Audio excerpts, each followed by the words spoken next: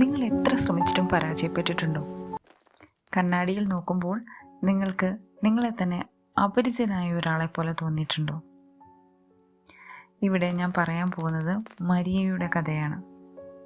ഇവിടെ നിന്നാണ് അവളുടെ ജീവിതത്തിലെ മാറ്റങ്ങളുടെ യാത്ര ആരംഭിക്കുന്നത്. ഇത് കേട്ട് കഴിയുമ്പോൾ നമുക്കും നമ്മുടെ ജീവിതത്തിൽ മാറ്റങ്ങൾ കൊണ്ടുവരാൻ സാധിക്കും. മരിയയ്ക്ക് എല്ലാം നഷ്ടപ്പെട്ടിരുന്നു. അവളുടെ കണ്ണിലെ തിളക്കവും ഊർജ്ജസ്വലതയും എല്ലാം. കടൽ വെള്ളത്തിൽ അവൾ തൻ്റെ പ്രതിബിംബത്തെ ഒരു പ്രേതത്തെ പോലെ അവളെ തന്നെ തുറച്ചു നോക്കുന്നതായിട്ട് തോന്നി. അവളുടെ ഹൃദയം അതിവേഗത്തിൽ മിടിച്ചുകൊണ്ടിരുന്നു. ഈ ശൂന്യമായ ജീവിതത്തിൽ നിന്ന് രക്ഷപ്പെടുവാൻ അവളൊരു വഴി ആഗ്രഹിച്ചു. ഓർമ്മകൾ തിരമാലകൾ പോലെ മനസ്സിലേക്ക് ഇരച്ചു കയറി. കുറ്റബോധത്തിൻ്റെ തീച്ചൂളയിൽ അവൾ നീറി. ലിയോയുടെ വാക്കുകൾ അവളുടെ മനസ്സിൽ മുഴങ്ങിക്കൊണ്ടേയിരുന്നു. സ്വപ്ന ലോകത്തിൽ നിന്ന് ഇറങ്ങി വന്ന് ഒരു ജോലി മേടിച്ച് സാധാരണക്കാരെ പോലെ നിനക്ക് ജീവിച്ചൂടെ? നിന്നെക്കൊണ്ട് അതൊന്നും ഒരു കാലത്ത് നടക്കില്ലെന്ന് എനിക്കറിയാം. അവൻ്റെ ഈ വാക്കുകൾ ഒരടി പോലെയായിരുന്നു. അവൻ അവളുമായി വേർപിരിയുക മാത്രമല്ല, അവളുടെ എല്ലാം സ്വത്തും എല്ലാം അവൻ എടുത്തുകൊണ്ട് പോവുകയും ചെയ്തു. അവരുടെ സ്നേഹത്തിൻ്റെയും ഭാവിയുടെയും പ്രതീകമായ മോതിരം അവൻ തിരികെ ആവശ്യപ്പെട്ടു. അവളുടെ കാറ് പോലും. മരിയ ഒരു പൂർണ്ണ പരാജയമാണെന്ന് അവൾക്ക് തന്നെ തോന്നി. അവൾക്ക് ഒരു പദ്ധതി ഉണ്ടായിരുന്നു. മുങ്ങിമരണം വളരെ കഠിനമാണെന്ന് അവൾ കേട്ടിട്ടുണ്ട്. അതുകൊണ്ടാണ് അവൾ പോക്കറ്റിൽ ഒരു കത്തി കരുതിയത്. എന്നാൽ അവൾ തണുത്ത വെള്ളത്തിലേക്ക് ഇറങ്ങിയപ്പോൾ അവളുടെ മനസ്സ് ഒരു വിചിത്രമായ സംരക്ഷകനെ പോലെ അവളുടെ ശരീരത്തെ സംരക്ഷിക്കാൻ ശ്രമിച്ചു. പെട്ടെന്ന് അവളൊരു പൊട്ടിച്ചിരി കേട്ടു.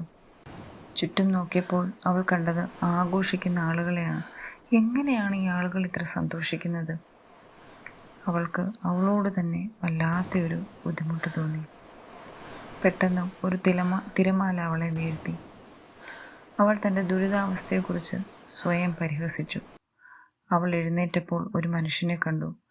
അദ്ദേഹത്തിൻ്റെ സ്വർണ്ണ വാച്ചിൽ സൂര്യപ്രകാശം തട്ടിത്തിളങ്ങുന്നുണ്ടായിരുന്നു. എന്തിനാണ് നിങ്ങൾ എന്നെ ഇങ്ങനെ തുറച്ചു നോക്കുന്നത്? അവൾ വളരെ കോപത്തോടെ ചോദിച്ചു.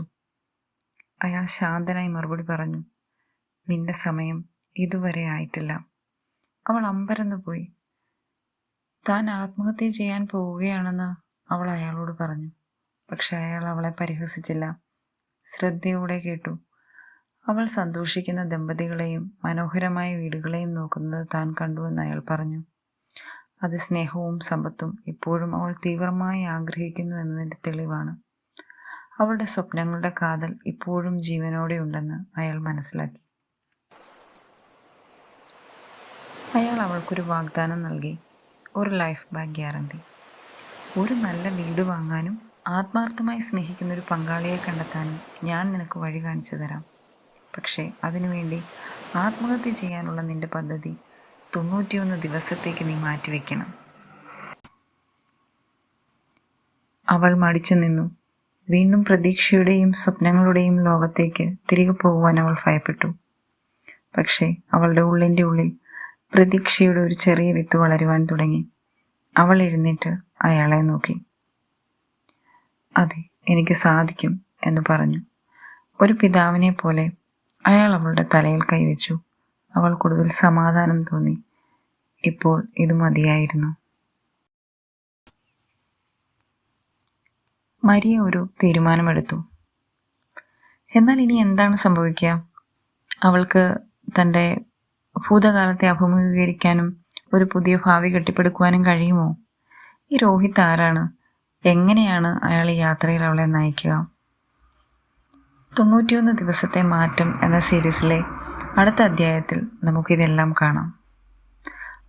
അവിടെ മരിയ തൻ്റെ വീണ്ടെടുപ്പിനുള്ള പാതയിൽ ആദ്യ ചുവട് വയ്ക്കുന്നു.